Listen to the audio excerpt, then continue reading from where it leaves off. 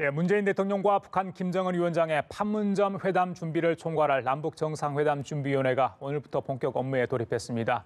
북한은 오늘까지도 남북 또는 북미 정상회담에 관해 침묵을 지키는 가운데 미국 언론이 국무장관 교체로 북미 정상회담이 연기될 가능성을 제기했습니다. 이 시간 장광일 전 국방부 정책실장, 이물출 경남대 국동문제연구소 교수 두 분 모시고 관련 내용들 짚어보도록 하겠습니다. 안녕하십니까? 안녕하십니까? 네, 어서 오십시오. 예. 잠시 전에요. 이제 남북 정상회담 준비위원회 첫 전체 회의가 오늘 열렸습니다.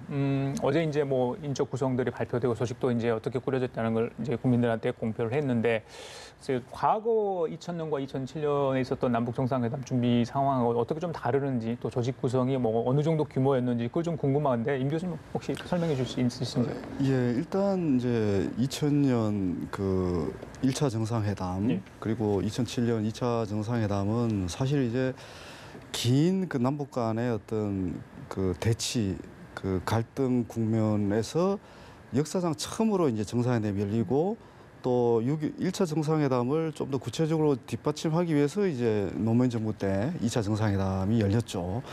더군다나 이제 평양에서 정상회담이 개최되다 보니까 이제 종합적인 의제를 가지고 또 많은 인원이 그 참가를 할 수밖에 없었습니다. 어떻게 보면 이제 그 당시에는 비핵화 문제가 지금처럼 심각하지가 또 않았고, 그러다 보니까 이제 이번 그 3차 정상회담은 이전과는 많이 다를 수밖에 없는 거죠. 더군다나 정상회담이 어떻든 판문점 남측 지역, 우리 한국 측 영토에서 또 열리는 점, 이런 부분들 때문에 이전과는 많이 다를 수밖에 없는 그런 것 같고요. 특히 조직과 관련해서도 이제 의제 분과, 물론 이제 추진위원회가 있고 각 관련 부처 장관급 인사들이 참여도 하고 그런 어떤 종합 총괄 조정하는 추진위원회가 있지만, 어떻게 제가 보는 관점에서는 사실 이제 각 그 의제 분과위원회, 그 다음에 이제 뭐 또 관련된 하드웨어로 지원하는 그런 이제 관련된 의제 그 분과위원회가 있는데, 이제 가장 중요한 부분이 결국 이제 의제를 발굴하고 또 관련된 전략을 수립하는 이 의제분과위원회가 앞으로 가장 중요한 역할을 할 가능성이 일단 높아 보입니다. 그래요. 그 청와대는 본질 문제를 중점적으로 논의하겠다. 어제 이제 그런 얘기를 했는데, 시장님 궁금한 게, 이 본질 문제를 중점적으로 논의한다면 이 본질 문제가 과연 뭔가?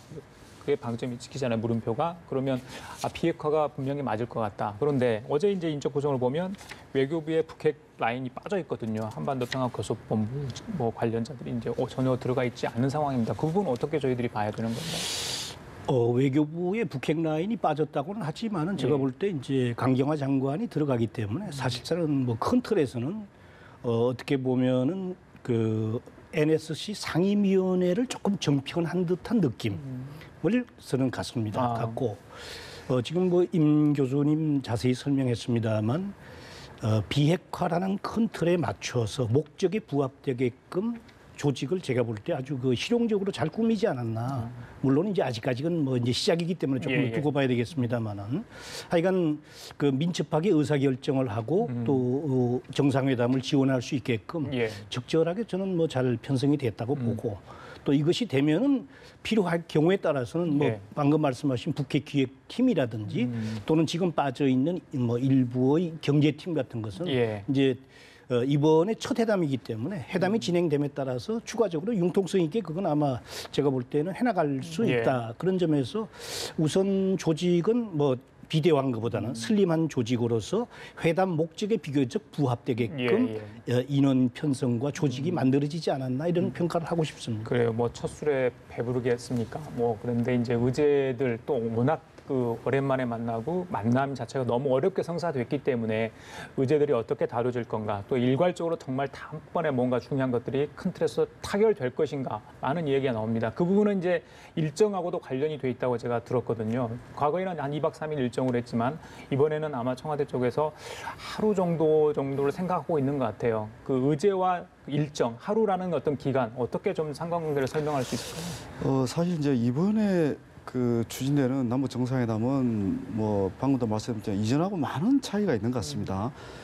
어떻게 보면 의제 부분과 관련해서도 그 비핵화 의제라는 부분이 북쪽하고는 어느 정도 이제 조율이 된 거고, 중요한 것은 비핵화를 어떻게 이행할 것인가의 이제 예. 문제인 거죠. 그래서 이제 저는 이 말에 이제 주목을 하고 있는데 김여정 특사가 왔을 때 일단 남북 정상회담을 개최하면 뭔가 큰 성과가 있을 거다. 뭐 이렇게 지금 그때 얘기를 했거든요. 그러니까 이제 우리가 특사도 이제 그 북한에 방문을 하고 지금까지 보여온 것만 해도 상당히 긍정적인 성과가 많긴 하지만 예. 정상회담을 통해서 더 큰 성과를 기대할 수 있다는 것이 이제 제가 보는 관측입니다. 그러다 보니까 이제 하루라는 것도 이미 사전에 의제도 어느 정도 서로가 제시할 수 있는 의제도 어느 정도 예정이 되어 있고 또 그 의제와 관련해서도 뭐 이제 앞으로 이제 한라인도 열리겠지만 예, 예. 어느 정도 사전에 충분한 조율이 된 상황에서 예, 예. 정상회담을 하는 거기 때문에 하루라는 시간도 예. 뭐 충분하다 예. 이렇게 볼 수 있는 거고 예를 들어서 남북한 정상이 만나서 서로 다른 의견이 나올지라도 또 뭐 이 한라인을 가동한다든지 예. 또 다른 고위급 채널이라든지 이런 걸 가동해서 조율할 수 있는 그런 구조적 틀이 지금 만들어져 있기 때문에 예. 이 하루 뭐 또 2박 3일 이게 큰 의미가 없다고 저는 보고 있습니다. 알겠습니다. 어떻게 보면 이제 판문점이라는 그렇죠. 그 장소가 예, 예. 사실은 이제 실무적인 회담에 적합한 거지 뭐 어떤 형식이나 의식이나 과거 이제 왔다 갔다 하면서 시간을 많이 그 소모했던 이런 그렇습니다. 것을 다 예. 빼고 뭐 만나서 오전에 한 2시간 만나고 점심 같이 먹고 그리고 필요하면 오후에도 할 수 있고 예. 저녁 이어서 저녁 식사를 하거나 저녁 회담까지도 이어갈 수 있다면 오히려 뭐 2박 3일 이상의 사실상 어떤 대화라든지 예. 깊은 얘기는 할 수도 있지 않겠는가. 예. 예, 문제는 그런 입장에 대한 입장 정리가 사실 얼마만큼 되어서 나오느냐 하는 이제 그것이 관건이겠죠. 그래요. 그 이제 비핵화 얘기 잠깐 언급을 했습니다만 북한 핵시설에 대한 사찰을 뭐 할 수 없는 상황인데 이제 비핵화 논의 과정에서 이 부분이 어느 정도 진전이 될 수 있을지 궁금한 상황입니다. 그런데요, 이제 미국에 있는 군사 정보 저널입니다. 제인스 인텔리전스라는 어떤 보고서에서 이 북한 평북의 영변이죠. 평안북도 영변에 있는 경수로를 시험 가동했다. 이게 뭐 유성 사진을 통해서 나왔다. 지난번에 삿발로스 쪽에서도 뭐 비슷한 얘기를 나오지 않았습니까? 굴뚝에서 연기가 포착됐다. 이제 이게 무슨 실제 어떤 실험을 하는 거 아니냐. 뭐 그런 관측 동향으로 해석할 수가 있다. 이런 이야기인데 이런 동향이 나온 배경이야 뭐 둘째치고라도 지금 이제 남북 정상회담 예정된 상황이고 비핵화 논의 진전에 대한 어떤 기대감이 높아가는 상황에서 이런 게 나왔다. 그럼 나중에 정말 비핵화 얘기가 나왔을 때 이런 시설들은 다 어떻게 되는 건지 그분들이 좀 국민들이 궁금해하더라고요. 예, 사실 이제 이 부분은 좀 길게 설명할 수 해야 되는 그런 부분들이긴 맞습니다. 한데 저는 일단 그 뉴스의 신빙성에 대해서 약간 좀 의문을 표시하고 있고요. 아, 예. 김정은 위원장이 공식적으로 이제 핵실험이라든지 미사일 개발을 일단 잠시긴 하지만 잠정적이긴 하지만 유예한다는 발표를 공식적으로 했고 거기에 부합되게 지금 북한의 어떤 실무자들도 그게 부합되는 행동을 할 가능성이 굉장히 높거든요. 그런 관련된 조치가 아주 일사불란하게 지금 진행되고 있는 걸로 저는 알고 있기 때문에 근데 이제 저희들이 과거에도 이렇게 북미 간의 관계 개선 또는 대화 과정에서 보면 늘 이게 어떤 그 확인되지 않는 정보들이 회담에 영향을 주는 경우가 굉장히 많았거든요. 근데 이제 북한의 핵 활동과 관련해서는 과거부터 늘 이제 그 의심하고 또 관찰하고 이제 그러면서 이제 언론을 통해서 이제 문제 제기는 그런 과정들이 계속 반복되어 왔습니다. 특히 이제 북미 협상을 좀 이렇게 그 부정적으로 보는 어떤 정보계통의 사람들이 예. 언론에 이제 그런 정보를 흘려서 분위기를 이제 또 바꾸는 그런 일들이 많이 반복돼 왔거든요. 예. 이제 오랫동안 이제 북미 관계를 관찰한 입장에서 보면 이제 그런 일환이라고 저는 일단 보고요. 예, 예. 어떤 북한은 이 핵 관련 활동이 지금은 워낙 민감한 시점이기 때문에 저는 최대한 자제할 것으로 지금 보고 있습니다. 그래요. 그 지금 이낙연 총리가 해외 순방 중인데 이 남북 정상회담과 북미 정상회담 사이에 한미 정상회담이 열릴 가능성도 있다. 물론 청와대는 이제 개인적으로 어떤 이제 추론을 해서 그런 말씀을 하신 거 아닌가 이런 이야기를 했습니다만 전혀 없을까요? 물론 전화 통화 정도는 할 수 있는데 실제적으로 만남할 수 있는 기회가 물리적으로 가능할지 모르겠습니다. 제가 볼 때 이제 그 우선 뭐 충분히 가능성은 언제든지 열려 있다라는 말씀을 드리면서 예, 예. 미북 간의 정상 간의 회담 장소가 어디냐에 따라서 상당히 가능성이 높고 낮고 이렇게 이를테면은 지금 미국 쪽에서도 북한에 가는 것보다는 판문점에서 만나는 방안을 선호한다는 그런 얘기도 있고 예. 또 경우에 따라서 미국에 갈 수도 있고 뭐 특히 이제 판문점에 만약에 거기서 만난다면은 당연히 판문점 가기 전에 한국에 오기 때문에 우리 대통령과 정상회담을 뭐 할 수 있는 그런 기회가 오고 예. 뭐 어쨌든 제가 볼 때 판문점이든 그런 뭐 어디든 간에 더 중요한 것은 북한하고의 정상회담 이전에 미국 트럼프 대통령과 이런 그 어떤 의견 조율이라든지 한 목소리를 비핵화라든지 큰 틀에서 낼 수 있는 그런 어떤 그 의사소통이 사실은 더 중요한 거죠. 예. 예, 그런 차원에서 본다면은 뭐 다행히 이제 이번에 정의용 안보실장이 가서 이렇게 여러 가지 의견 조율을 잘 했고 예. 또 폼페이오 이제 새로 오는 국무장관도 물론 이제 청문회를 좀 지켜봐야 되겠습니다만은 여태까지 쭉 이제 우리 측하고 긴밀하게 의사소통을 해왔기 때문에 예. 정상 간을 뒷받침할 수 있는 그런 채널 또 정상 간의 지금까지의 뭐 채널 이런 걸로 볼 때는 예.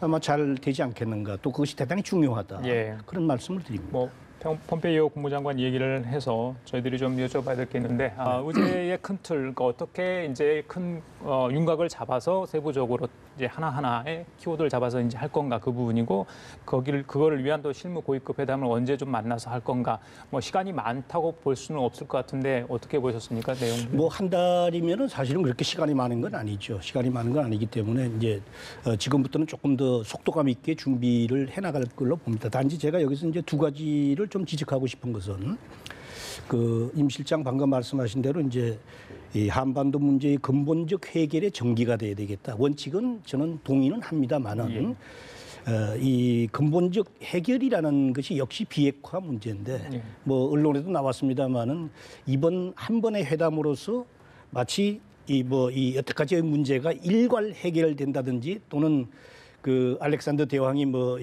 매듭을 갖다가 한 번에 잘랐던 식으로 이렇게 되기는 사실은 어려운 구조적인 문제를 갖고 있거든요. 이것은 남북 간의 문제이기도 하지만은 미북 간의 문제이기도 하고 국제사회의 사실은 여러 가지 조율과 금정과 이런 것을 끝나야 되기 때문에 쇳불도 단김에 뺀다는 그런 속담도 있지만은 하나씩 차근하게 좀 짚어가면서 회담을 하는 것이 오히려 안정감이 있겠다 하는 생각이 들고 두 번째는 이제 약 한 30-40명 정도의 자문단 아까 말씀하지 않았어요? 그 자문단에 정부 또는 이제 지금 정권의 입맛에 맞는 사람만 고르려고 그러지 말고 물론 이제 임동원 씨라든지 이런 분들은 아무래도 이제 그 김대중 정부부터 쭉 남북 회담을 또는 해왔기 때문에 적절한지는 그쪽에서 잘 판단했겠지만은 하여간 좀 쓴소리하고 그리고 다소의 비판적인 시각을 하는 분들도 같이 포함을 시켜서 그 사람들의 목소리도 들으면서 회담을 해나가는 것이 오히려 건전한 이 발전과 오히려 안정감을 줄 수 있겠다 하는 말씀을 드립니다. 알겠습니다. 임 교수님. 우선 우리 장 실장님이 굉장히 중요한 말씀하신 것 같습니다. 각계 전문가들의 이제 의견을 취합하는데 사실 이 취합 과정에서 너무 이제 한쪽에 어떻게 보면 이제 의견보다는 좀 다양한 의견을 수렴하는 그런 이게 하나의 장치가 돼야 되겠다는 생각은 저도 전적으로 동감합니다. 더군다나 과거에 이제 1차, 2차 그 남북 정상회담 때 보면 아주 좋은 합의를 했음에도 불구하고 우리 남남 갈등 때문에 이런 합의들이 잘 이행이 안 된 경우가 굉장히 많았거든요. 그러니까 지금의 대북 정책 이런 건 어떻게 보면 국민적 공감대 형성이 가장 중요하다고 볼 수 있는 겁니다. 그런 맥락에서 저는 굉장히 좋은 제안을 이제 해주셨다고 좀 생각을 하고 있고요. 어떻든 이게 큰 핵심 두 축입니다. 그러니까 그 남북 관계를 이제 획기적으로 발전시키겠다는 거. 그리고 또 평화 정착과 관련해서도 이번에 정말 확고한 어떤 계기를 만들겠다는 거. 이것과 관련된 정부의 확고한 의지를 이제 읽을 수 있어서 저한테는 좀 남들 의미 있게 받아들여졌고요. 그리고 이제 이 군사적 긴장 완화 부분인데 사실 이제 군사적 긴장 완화 부분은 북한과 미국 간의 군사적 긴장도 있지만 남북 간의 군사적 긴장도 상당히 있는 거거든요. 예를 들면 NLL 문제, 그 서해 그 군사 분계선 NLL 문제라든지 이런 부분들은 사실 우리가 남북 간에 해결해야 될 문제입니다. 특히 이제 꽃게철이라고 하죠. 이제 5월, 6월 달에 서해상에서 남북한 어선이 충돌하고 또 군함이 충돌하고 이런 사례들이 많았기 때문에 예. 이제 그런 의제들도 이번에 다뤄질 가능성이 많다는 것을 이제 시상 발언인 것으로 보여지고요. 예. 그리고 이제 역시 그 많은 분들이 관심 갖고 있는 이 비핵화 부분인데 이 비핵화와 관련해서 이제 발표는 안 했지만 결국 비핵화는 이 북한에 대한 안전 보장 문제하고 이게 동전의 양면입니다. 그러니까 우리는 이제 비핵화를 얘기하지만 북한 입장에서는 안전 보장을 얘기할 겁니다. 이제 그런 맥락에서 북한의 안전 보장과 관련해서 우리가 또 어떤 역할을 할 수 있을지 또 더군다나 우리 대통령 입장에서 예. 북한의 어떤 북한 김정은 위원장을 만나서 어떻게 안심시킬 수 있을지 예. 이제 이런 부분들이 앞으로 이제 보완돼야 될 과제가 아닐까 이렇게 예. 이제 예상할 수 있을 것 같습니다. 자, 군사적 긴장 완화 얘기도 했는데 이 한미 연합 군사훈련 얘기를 잠깐 하고 가죠. 이 지난번에 이제 김정은 위원장이 평년 수준의 어떤 그 훈련 자체는 좀 이해를 한다 이렇게 하지 않았습니까? 4월 초에 아마 시작은 될 것 같아요. 그래서 일부 일정이 조정될 수 있다는 얘기가 이제 언론에 많이 나오고 있습니다. 훈련 내용과 관련해서는 한 20일경에 정확한 발표가 있을 것 같고요. 글쎄요. 이게 우리 쪽에서 먼저 훈련을 좀 줄이자 하고 미국이 이야기를 할 수도 있지 않습니까? 내용을 어떻게 보십니까? 일정하고 그 부분은 글쎄요. 예. 제가 볼 때 이제 이 한미연합 훈련에 관한 것은 이미 훈련 벌써 2주 전이면은 이미 다 제가 볼 때는 정리가 된 상태입니다. 왜냐하면 미국의 이 자산 전개라든지 병력이라든지 훈련 일정 같은 것은 사실은 몇 개월 전, 1, 2년 전부터 사실은 준비를 다 해오면서 그 타임 테이블대로 움직이는 거거든요.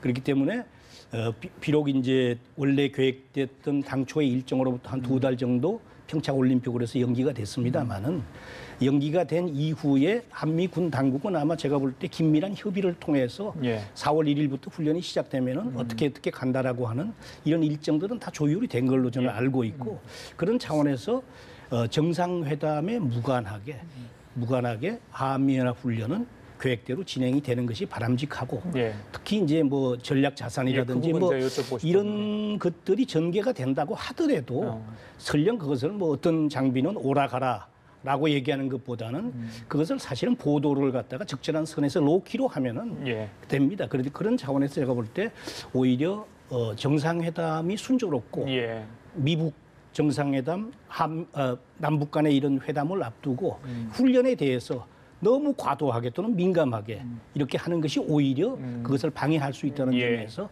계획된 훈련을 차분하게 그냥 군에서 조용히 할 수 있게끔 그렇게 여건을 만들어주는 것이 오히려 지금 상태에서는 바람직하지 않은가 저는 그렇게 봅니다. 알겠습니다. 그 부분 저희들이 많이 걱정을 했는데 일단 정부 또 미국하고 어떤 식으로 양해가 돼서 합의가 될지 좀 지켜봐야 될 것 같고요. 뭐 주한미군 사실 뭐 주한미군이 연합군사훈련 참가하죠. 뭐 본토에서 병력이 더 올 수도 있겠지만요. 그 트럼프 대통령이 만찬 자리에서 이 한국과의 어떤 주한미군 철수 문제를 이야기를 했다. 그래가지고 좀 논란이 되고 있는데 그 미국 언론 보도입니다. 백악관은 이걸 부인했습니다. 이런 의도는 아니다. 통상 관련 이야기를 하다가 나온 얘기인데 이게 주한미군 철수를 직접적으로 언급하는 건 아니다. 이렇게 해명을 했습니다만은 그래도 저희들이 받아들이기 굉장히 민감한 부분은 분명히 있어 보입니다. 근데 이제 제가 그 주한미군 문제와 관련된 미국 입장을 이제 관찰할 기회가 많았는데요. 미국이 주한미군 철수를 할 가능성은 거의 저는 제로라고 봅니다. 왜냐하면 특히 이제 트럼프 대통령이 뭐 아메리카 퍼스트라 그래갖고 미국 국익을 가장 지금 강조하고 있지 않습니까? 이 주한미군은 미국 국익에 상당히 부합된다는 평가를 그 미 장성들이 광범위하게 지금 하고 있고요. 더군다나 지난번에 그 트럼프 대통령이 이제 한국을 지난해 방문했을 때 그 지금 새로 조성된 그 평택 그 미군 기지를 그 헬리콥터 타고 이렇게 한번 시찰을 했습니다. 그때 이제 그때 했던 얘기 중에 하나가 정말 이 주한미군 관련해서 한국 정부가 많은 지원을 해주고 있다. 다른 그 나라에 볼 수 없는 미군 기지가 거기 조성이 되어 있거든요. 그러면서 미군 기지에 대한 어떤 그 가치라고 전략적 가치, 뭐 또 여러 가지 뭐 이제 외교적 가치 이런 부분들을 지금 충분히 인정하고 있기 때문에 지금 미국 언론 보도 내용은 백악관에서 부인했듯이 트럼프 대통령의 진위는 아닐 거다. 저는 그렇게 확신하고 있습니다. 알겠습니다. 자, 지금까지 장광일 전 국방부 정책실장, 이물출 경남대 국동문제연구소 교수와 함께 얘기 나눠봤습니다. 말씀 감사합니다.